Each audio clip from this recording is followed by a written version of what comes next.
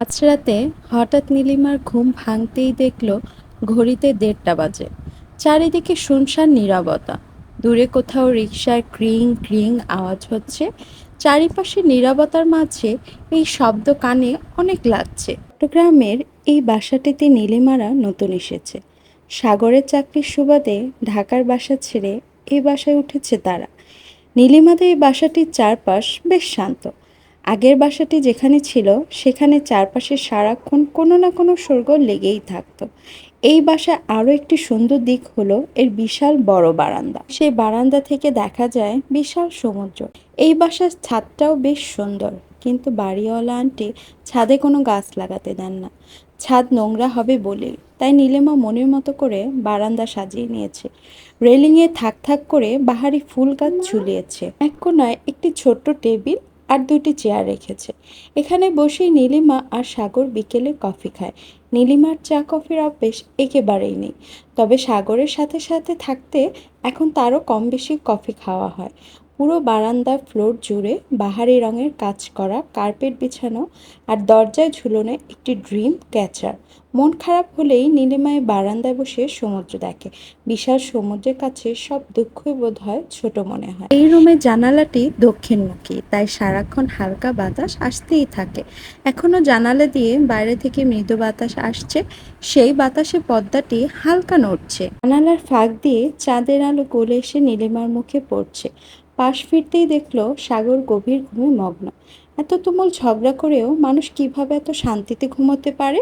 ঝগড়ার বিষয়বস্তু সামান্য হলেও পরিণাম খারাপ হয়েছে। রাতে তারা দুজনেই না খেয়ে শুয়ে পড়েছে। এখন ক্ষুধার চোটে নীলিমার মাঝরাতে ঘুম ভেঙে গেল। সাগরকে ডিঙিয়ে বিছানা থেকে নেমে নীলিমা মাটির বোতল খুঁজতে লাগলো। ঘুটঘুটে অন্ধকারে কিছুই দেখা যাচ্ছে না। সাগর ঘুমোচ্ছে বলে লাইটও জ্বালাতে পারছে না। বেডের পাশ থেকে সাগরের ফোনটি নিয়ে টর্চ লাইট জ্বালিয়ে পানির বোতল খুঁজতে লাগলো নীলিমা। এমন সময় হঠাৎ তার চোখে পড়লো সাগরের অগোছালো টেবিলটাতে। প্রতিদিন নীলিমারই এই টেবিল গুছিয়ে রাখে, তবে আজ ঝগড়ার জেদ ধরে আর এই টেবিলের কাছে আসাই হয়নি।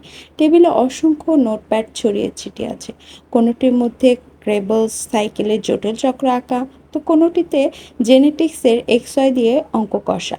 সাগর উচ্চতর ডিগ্রির জন্য পড়াশোনা করছে, তাই হাসপাতাল থেকে ফিরে তার সারাদিনই কাটে এই টেবিলে বসে বইয়ের মাঝে মুখ গুজে আর নোটপ্যাডে আঁকাঝুঁকি করে। নীলিমা সাগরের নোটপ্যাডগুলোতে চোখ বুলোতে বুলোতে হঠাৎ তার চোখে আটকে যায় একটি ছোট্ট লেখায়। সাগর প্রতিদিন সকালে একটি করে টু ডু লিস্ট বানায়। সারাদিন কী কী করবে তার একটি ছোট্ট তালিকা। নীলিমা সেই তালিকা দিকে তাকিয়ে আছে, আর তার চোখ দুটি পানিতে চিকচিক করছে। গতকালই আয়নার সামনে দাঁড়িয়ে চুল বাঁধার সময় নীলিমার মাথার ক্লিপটি ভেঙে যায়। সাগর তখন পাশে বসেই মনোযোগ দিয়ে ক্লাস করছে। নীলিমা মনে মনেই ভাবতে থাকে একটি নতুন ক্লিপ কিনতে হবে। ভাবতে ভাবতেই রাবার ব্যান্ড দিয়ে চুল বেঁধে অন্য রুমে চলে যায়। ভাঙা ক্লিপটি আয়নার সামনেই পড়ে থাকে। আজ নোটপ্যাডে সাগরের টু ডু লিস্টে ছোট্ট করে লেখা হেয়ার ক্লিপ। সামান্য একটি শব্দ, অথচ এই সামান্য শব্দটি দেখা মাত্রই নীলিমার সব রাগ যেন পানি হয়ে চোখ দিয়ে বের হয়ে পড়ছে। তুচ্ছ ব্যাপারে যেমন মন কষাকষি হয়, তেমনি তুচ্ছ ব্যাপারেই মন গলে যায়। এরই নাম বোধহয় সংসার।